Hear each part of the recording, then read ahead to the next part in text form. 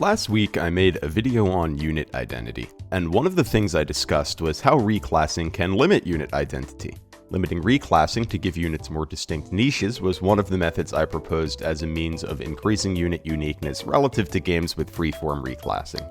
However, the goal of that video wasn't to present unit malleability as always bad, or to present reclassing as the only contributor to fading unit uniqueness.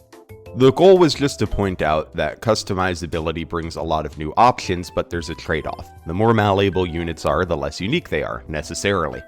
However, as many pointed out in the comments, I didn't go much into detail about what the benefits of unit malleability are from a design perspective, and I think this gave a much harsher impression of reclassing than I intended for it to. So I'm using this video as an opportunity to talk about the positive aspects we get from reclassing, and also to take a look at how some Fire Emblem games have worked to ensure that units still feel unique even when they have flexible reclassing. My preference is still games with more limited reclassing, but there are some neat and unique forms of fun we get out of reclassing that I want to talk about. And one of the cool things about Fire Emblem is that there's a bajillion of them. So when I'm in the mood for reclassing games, they're here for me, and when I'm in the mood for no reclassing games, those are there too. But before we get into it, a big thank you to my patrons Helix, Aikipu, Lucy Sev, Van West, Acrobatic Jazz, A Family of Trees, Romeo, Tim Strait, Aaron Gedden, Emma, The Wings of the Hegemon, and Zakar. I really appreciate your support. If you want to get early access to videos, shoutouts in videos, and have access to polls that influence the content schedule, you'll find a link to the Patreon in the video description. Like the last video, I'm going to be talking about Engage a lot in this one, because it's a recent game and it's the one I've been playing the most lately. I'm going to talk a bit about Three Houses Fates and Awakening as well, but Engage is going to be the focus. Okay, so to start with, the obvious nice thing that we get out of reclassing is that it's an extra layer of player expression. Even when class options seem unbalanced, a lot of players get fun build ideas or have favorite classes that they love to include in their team. You'll frequently see people doing things like all magic unit runs or all backup attackers, putting units in classes they perceive as the most powerful, or just putting units in classes that they feel most fit the character. So players are more empowered to curate their own experience with reclassing. You can often tell something about how someone enjoys Fire Emblem by the classes they choose for their units. Someone who likes to play the game at a pretty fast pace might use a lot of highly mobile classes, where someone that likes to take the game a bit slower might use more foot units and armors. Also contributing to player expression is that changing a unit's class also changes their appearance. In my last video I talked about how generic outfits can limit unit identity, and that's true, but it also provides a new outlet for aesthetic customization.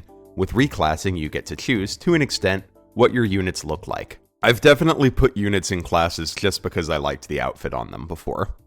Fans of specific classes also tend to be treated pretty well in reclassing systems. Older Fire Emblem games have this issue where if you're a fan of a class that isn't particularly common, you might only get 1 or 2 units that can use the class, which can be disappointing if you don't like those units.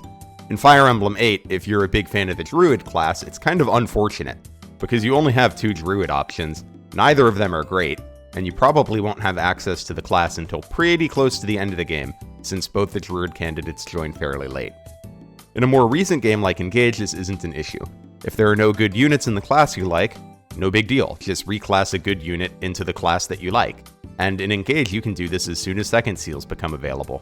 If you really like Halberdiers, you may not get one in the game by default, but you can reclass someone into it as early as Chapter 8. This style of flexible reclassing also allows you to come up with fun and interesting team compositions that can support specific strategies for any given map. If you come up with a fun strategy for a map, but it requires 4 units with B-rank staves, for example, you can just make a bunch of sages and Engage.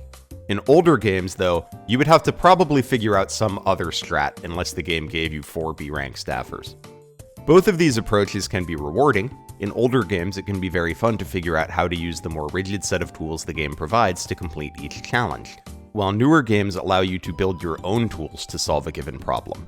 It's really fun to figure out what classes are going to be most beneficial to you and what strategies you want to use them for on a specific map, especially in your first couple playthroughs of a game. And one of my favorite parts of a new Fire Emblem game coming out is discussing what classes and builds everyone is using, and this is something that's more present in games with reclassing. Another nice thing about reclassing is it makes it so that you never have to use a unit that you don't like just to get a class that you do like. In Fire Emblem 7, if you like Wyvern Knights, you are forced into using Heath and Veda, which is great if you like them, as you should, they're cool characters. But if you don't like them, then there's no way for you to have a Wyvern Knight that you like. You can either use the class you like or the units you like, but you may not always be able to do both. With reclassing, this isn't an issue. I can make my beloved Gold Mary into whatever class I want. Tanky Great Knight Gold Mary? No problem. Brave Assist Hero? Sweet, saves me a second seal. Perfect Wyvern Knight? Knocks him dead. Meanwhile, my boy Inez in Sacred Stones is stuck as a GBA sniper. So reclassing ensures that we can always have access to classes we like on units we like, and that we avoid situations where a unit you like is stuck in a bad class. This is usually a good thing. Some people do enjoy using weaker units for a challenge, and this is something that is more prevalent in older games, but most of the time I think people enjoy their favorites being strong contributors to their team. So reclassing can help units find new niches, perform multiple roles, and improve their viability if they join in a weaker class. For many players, reclassing also tends to add replay value to a game. You can try out new combinations of classes each run. This is sort of possible in older games by switching up which units you use, but there's just more options with reclassing. In Engage, each unit without a unique class has around 20 classes to choose from, so there's so many possible combinations of units and classes that you could play these games hundreds of times and have a different experience each time. Now that experience could just change slightly from run to run if you don't change much about your classes, or it could change a lot if you massively change your unit and class construction. Either way, this can just freshen up your run a bit. A run using Wyvern Kagetsu as a primary carry might feel a bit different than a run using Warrior Kagetsu, and the differences could lead you to change your approaches to certain maps. So there are more fresh experiences to be had with reclassing and more room for challenge runs for those that enjoy them. So reclassing allows us to approach the game in a lot of different ways, even using similar strategies. In Engage, if you want to build a team around Lucina's Bonded Shield ability, you might do that with a bunch of Cavaliers, or you might do it with a bunch of Flyers. Or if you want to use a wider variety of classes, you might make your Lucina user a Martial Master, allowing you to make the units receiving the Bonded Shield any class. Reclassing can add a lot of new layers of strategy to each game depending on how it's implemented.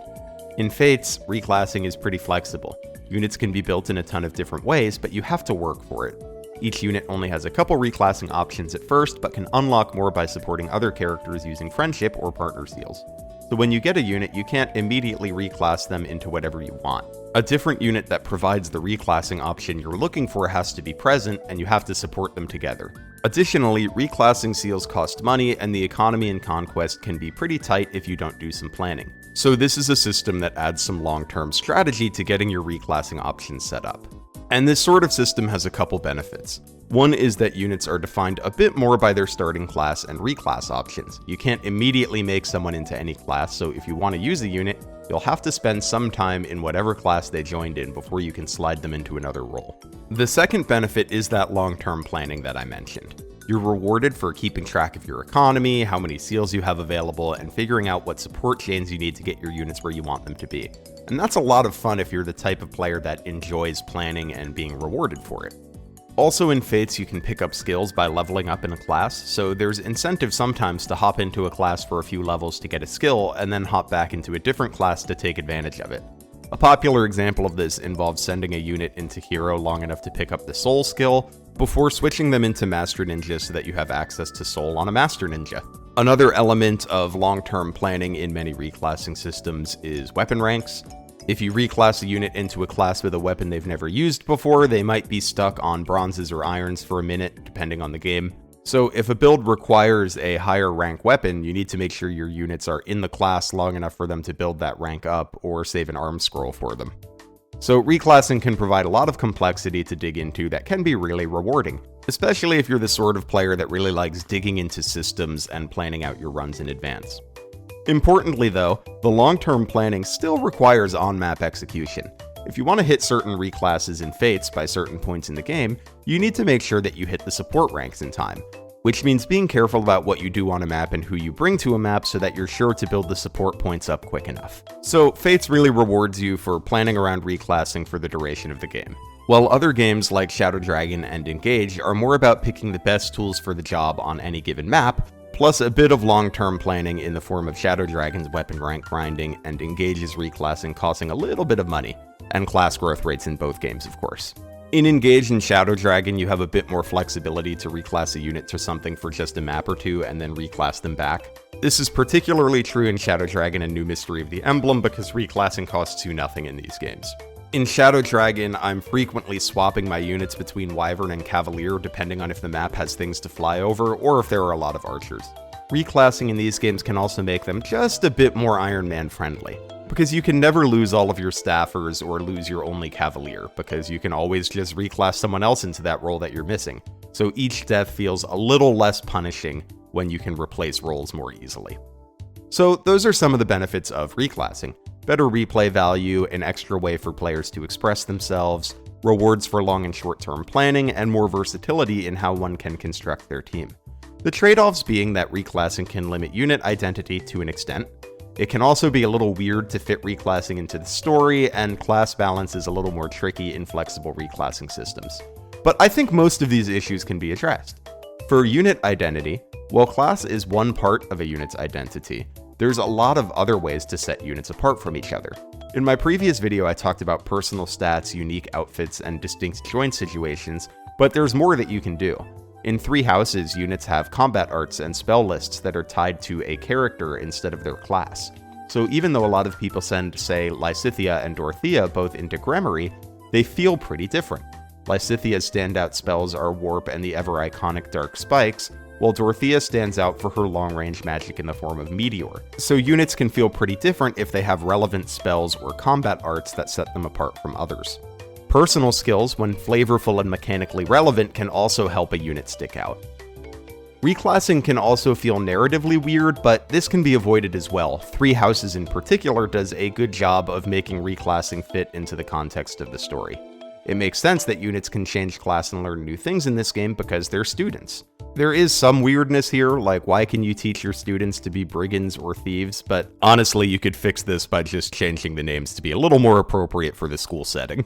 Now, obviously, every game can't have all of your units be students, but there are some other choices that can make reclassing feel a little bit more natural. The biggest one is making sure that the writing is cognizant of the fact that a unit might change class. For example, if a unit can reclass out of Pegasus Knight, it might feel a bit weird for supports to reference them flying through the clouds or talking about how their Pegasus feels about fighting, because the player might have gotten rid of that Pegasus a dozen chapters ago. So just writing in a way that doesn't draw attention to classes that a unit may not be anymore is a good touch. The last issue that I mentioned is that class balance is tougher for reclassing systems, and classes have never really been balanced in Fire Emblem, but the new challenge that is introduced in reclassing games is that now you can make a bunch of units whatever the strongest class is. In FE7, Wyvern Knights are awesome, but as I mentioned earlier, you only get 2, and it takes a while before you get your first one. Well, in more recent games, you can have Wyverns very early and as many as you want. This is where we get people calling 3 Houses and Engage Fire Emblem, because they make all of their units Wyverns. Notably, I don't actually think either game is Fire Emblem. You should be using some other classes in these games, but the perception is there. I think the best way for the games to address this is just to make an effort to give more classes valuable niches, and importantly, take opportunities to teach the player what those niches are. Engage does this pretty well with a unit like Louis. He starts on a map where his bulk is valuable, and there are obvious strategic locations where you can place him.